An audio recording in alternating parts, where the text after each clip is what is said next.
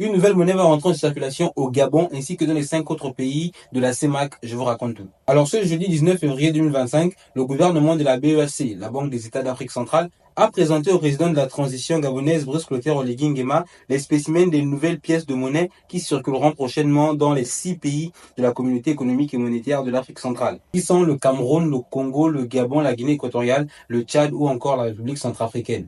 Alors, il s'agit ici de la mise en circulation de nouvelles pièces de monnaie. Et parmi toutes ces pièces figure un exemplaire inédit de 200 francs. Alors, malheureusement pour vous, je n'ai pas d'exemplaire à vous montrer parce qu'on n'a pas d'image claire de ces dernières. Alors, en dehors de ces pièces de 200 francs dont je viens de faire mention, il y aura également des pièces de 1 franc, 2 francs, 10 francs, 25 francs, 50 francs, 100 francs, 200 francs du coup, et 500 francs. Alors à noter que l'émission de ces nouvelles unités monétaires vise à pallier à la pénurie de pièces enregistrées dans la sous-région, tout en facilitant les transactions commerciales et les échanges économiques entre les États membres.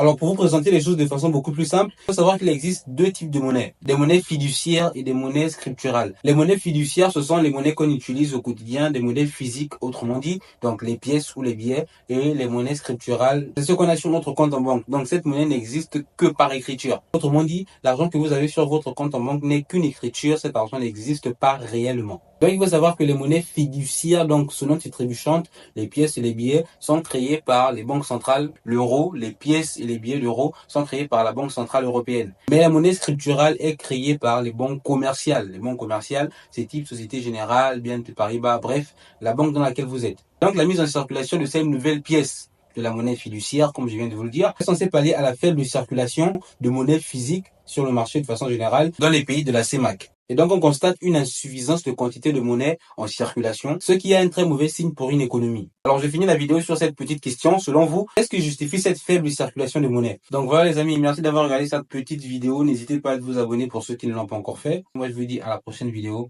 Prenez soin de vous, prenez soin de vos proches et que Dieu vous bénisse. Au revoir.